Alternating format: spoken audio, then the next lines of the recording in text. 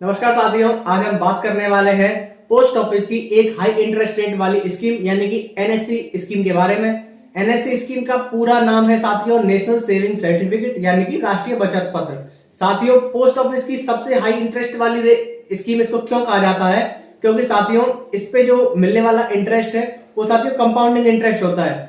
बहुत सारे साथियों का जब हम कंपैरिजन देखते हैं स्कीम्स में, जैसे एमआईएस स्कीम के साथ में, टाइम डिपॉजिट स्कीम के साथ में, या फिर जो सबसे ज्यादा कंफ्यूजन लोगों का आता है वो सीनियर सिटीजन स्कीम के साथ में, जब इसका कंपैरिजन देखते हैं एनएससी का, तब वहां पे निकल के आता है। क्योंकि साथियों सीनियर सिटीजन स्कीम है उसमें आपको इंटरेस्ट रेट 8.2% का देखने को मिलता है, वही साथियों एनएससी स्कीम में इंटरेस्ट रेट 7.7% है।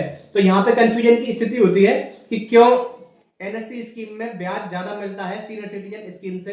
तो साथियों मैं आपको बता दूं कि जो सीनियर सिटीजन स्कीम है उसमें आपको सिंपल इंटरेस्ट मिलता है, जबकि जो हमारी एनएससी स्कीम है जिसका लॉक इन पीरियड 5 साल है, तो साथियों आपको बता दूं यहाँ पे आपको जो साल का ब्याज मिलता है उस ब्याज के ऊपर भी ब्याज आपको मिलता है, तो वो कंपाउंडिंग इंटरेस्ट आपको यहाँ पे मिलता है। इसलिए साथियों ये स्कीम सबसे ज्यादा इंटरेस्ट देने वाली स्कीम हो जाती है।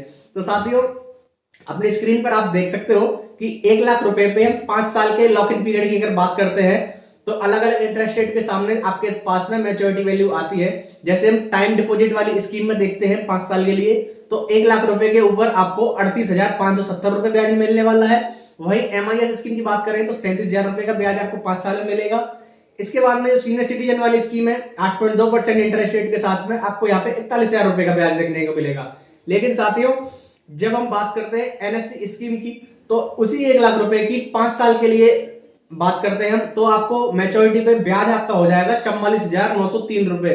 साथियों यहाँ पे आप देख सकते हो कि साथियों लगभग 4,000 रुपए के आसपास यहाँ पे आपको डिफरेंस देखने को मिल रहा है। इसीलिए साथियों ये स्कीम बेटर मानी जाती है और स्कीम की बजाय। तो साथियों आज हम बात करते हैं एनएससी स्कीम के बारे में, किस तरह आप इसमें खाता खुलवा सकते हो, किस तरह इसमें सुविधाएं आप ले सकते हो। तो साथियों पूरी डिटेल के साथ इसमें बात करने वाले हैं। तो आपने अभी तक हमारे चैनल को सब्सक्राइब नहीं किया है तो जल्दी से बेल आइकन दबाकर चैनल को सब्सक्राइब कर दें, जिससे आने वाली वीडियो हमारी आपको मिलती रहे। अब स्टार्ट करते हैं साथियों एनएससी स्कीम के बारे में। सबसे पहली बात करते हैं कि इसमें खाता कौन खुलवा सकता है। तो साथियों खाता खुलवाने की यदि हम बात करें तो कोई भी सिंगल, इसमें साथियों पहले मैं बता दूं कि 3 तरह के खाते इसमें खोल सकते हैं। कि पहला सिंगल अकाउंट, कोई भी आदमी व्यक्तिगत एक जना इस खाते को खुलवा सकता है। इसके अलावा दूसरा ऑप्शन है वो साथियों ज्वाइंट अकाउंट का है। ज्वाइंट अकाउंट में साथियों लगभग मैक्सिमम 3 लोग तक एक खाते में इसमें जुड़ सकते हैं। इसके अलावा जो तीसरा टाइप है वो होता है माइनर का। माइनर मतलब कि 10 साल से कोई छोटा बच्चा है वो माइनर, या फिर जिसकी सोचने समझने की क्षमता कम है तो उसको भी उसके माँ बाप ऑपरेट कर सकते हैं। तो तीसरा टाइप ये था। एक और महत्वपूर्ण बात साथियों, नेशनल सेविंग सर्टिफिकेट के एक ही पोस्ट ऑफिस में एक ही व्यक्ति एक से ज्यादा अकाउंट खुलवा सकता है। जैसे साथियों आपके पास अलग अलग टाइम पीरियड में, जैसे 15 लाख रुपए आपके पास, तो आप 3 खाते खुलवा सकते हो 5-5 लाख के। यहाँ मैं आपको बता दूं टैक्स छूट की, तो साथियों 80C के अंतर्गत आपको 1.5 लाख रुपए तक की छूट दी गई है। लेकिन यहाँ ऐसा नहीं है कि आप 3 खाते अलग अलग खुलवाते हो तो हर खाते में आपको 1.5 लाख रुपए की छूट मिलेगी। नहीं साथियों, टोटल मिला के आपको एक व्यक्ति को, आपका पैन कार्ड यहाँ पे लिंक होगा तो एक व्यक्ति को केवल 1.5 लाख रुपए तक की यहाँ पे एटीसी के अंतर्गत छूट दी गई है। इसके अलावा जो इसका मैच्योरिटी में ब्याज मिलने वाला है वो साथियों टैक्स फ्री रहने वाला है। इसके बाद में साथियों हम बात करते हैं, वैसे कोई खास कंडीशन इसमें नहीं रखी गई है। केवल भारत का नागरिक होना चाहिए, 18 साल से प्लस होना चाहिए। यदि 18 से कम है, जो माइनर अकाउंट में आपको बात कर रहा हूं, तो उसमें उसके माता पिता उसको ऑपरेट कर सकते हैं।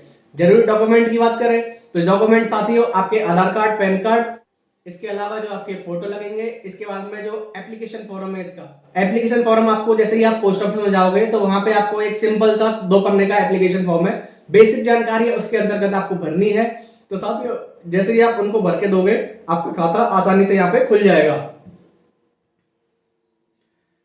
अब हम यहाँ पे डिपॉजिट की बात कर लेते हैं, मिनिमम और मैक्सिमम की। साथियों यहाँ पे मिनिमम की लिमिट रखी गई है कि कम से कम एक बार में आपको 1,000 रुपए के खाता इसको खुलवाना पड़ेगा। उसके बाद में 100 के मल्टीपल में आप कितने भी अमाउंट तक, कोई लिमिट नहीं है इसमें, कितने भी अमाउंट तक इसमें डाल सकते हैं और अपना स्टार्ट करवा सकते हैं 5 साल के लिए बचत पत्र।